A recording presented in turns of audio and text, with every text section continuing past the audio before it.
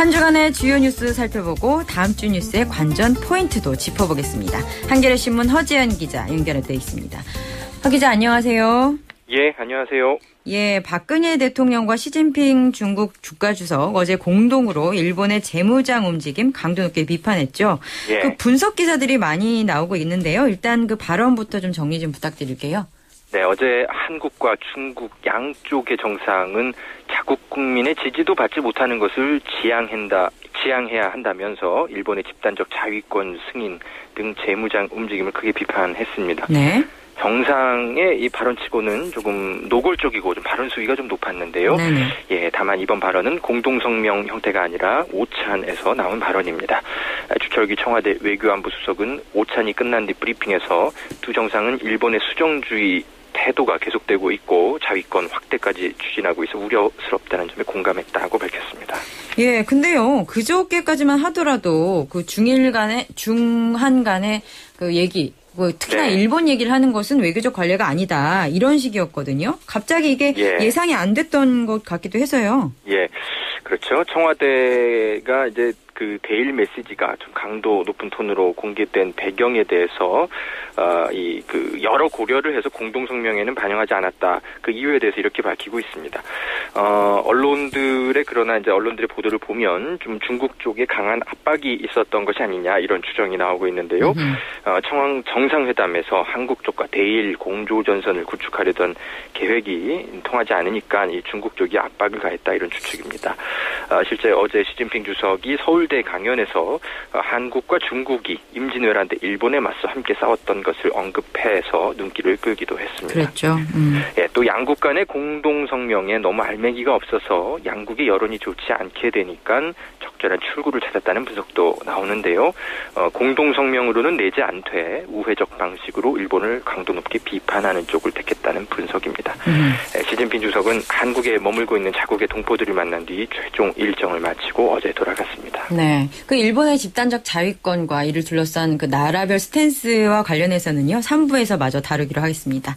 자, 그리고 비리로 수사를 받던 김광재 전 한국철도시설공단 이사장이 자살을 하면서 검찰이 당황하고 있다는 보도도 있습니다. 네, 어제 스스로 목숨을 끊은 김광재 전 이사장은 철도 분야의 민관 유착 비리 관련 수사 대상으로 지목받고 있었습니다. 김 전 이사장은 국토해양부 항공정책실장을 지내고 지난 2011년 8월부터 철도시설공단 이사장으로 일하다가 올해 1월에 중도 퇴임했습니다. 그가 남긴 그 수첩에는 이 악마의 유혹에 걸려서 잘못을 저질렀다 이런 취지의 유서를 남긴 것으로 전해지고 있는데요.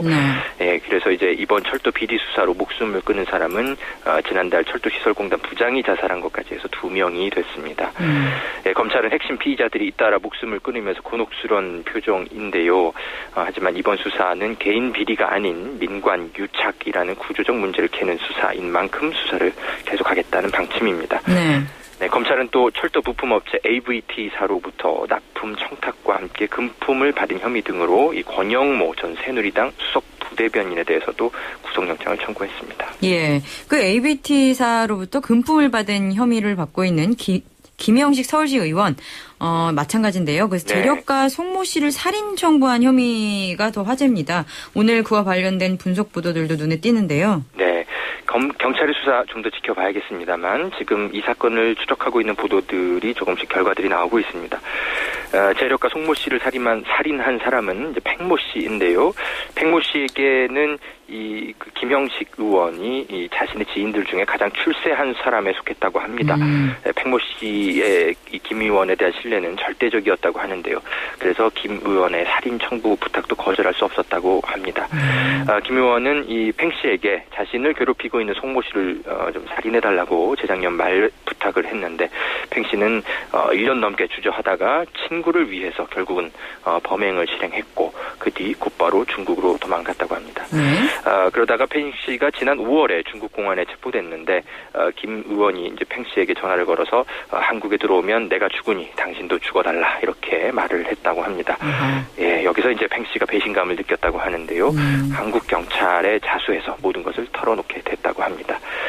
재력가 송 씨는 김 의원의 스폰서로 지금 알려지고 있는데요. 하지만 송 씨의 여러 청탁이 제대로 좀 실현되지 않으니까 결국 송 씨가 이 김 의원을 협박해서 뇌물수수 사실을 폭로하고 이제 새로 지방선거 때도 떨어뜨리겠다 이렇게 했다고 합니다.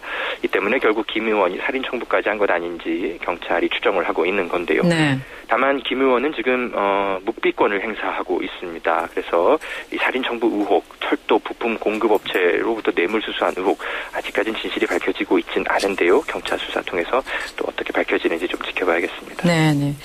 그리고 간첩 증거 조작의 실행자라고 할 수 있었는데 국정원 정보원이었던 김모 씨 지금 구치소에 있는데요. 피해자인 유우성 씨한테 사과 편지를 보냈다고요? 네.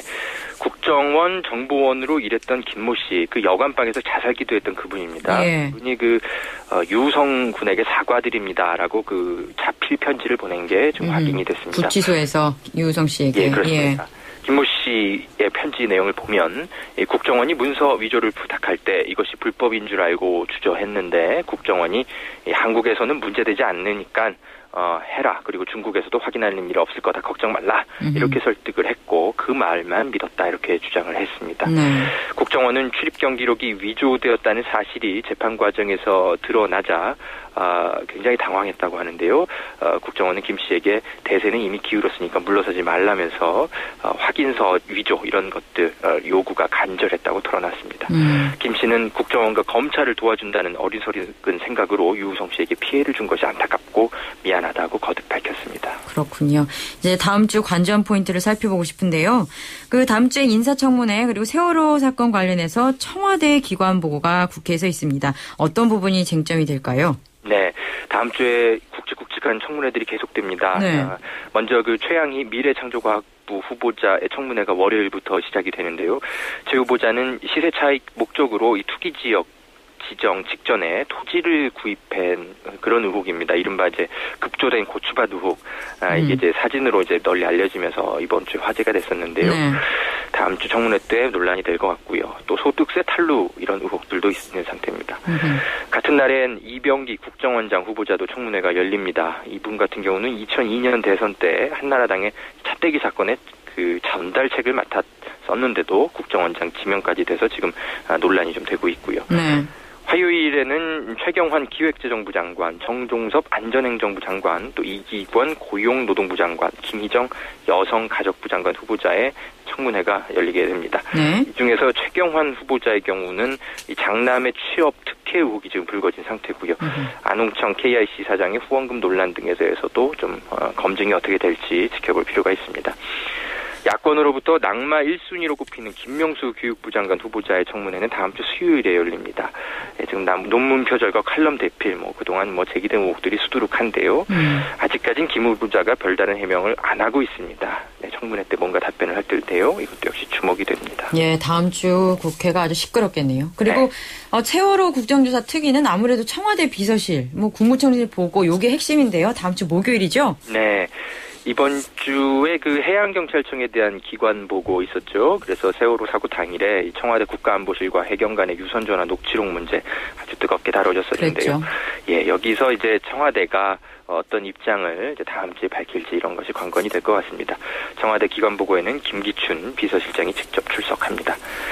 어제 한국갤럽이 발표한 여론조사 결과를 보면 이 박 대통령 지지율이 심상치 않습니다. 40% 지금 지지율이 나오고 있는데요. 네. 박 대통령의 주요 지지 기반인 부산과 울산, 경남에서조차도 부정적 평가가 긍정 평가를 처음으로 앞지르는 결과가 나왔다고 합니다. 다음 주 이제 청문회 전국대 어떤 그런 여론의 평가가 나올지 관심이 모아지는데요. 이 여론의 향배가 730 재보선 때까지 영향을 미칠 가능성이 크기 때문에 여야 모두 청문회 때 격돌할 것으로 보입니다. 격돌. 자, 지켜보죠. 알겠습니다. 감사합니다. 네, 수고하십시오. 허재연 기자였습니다.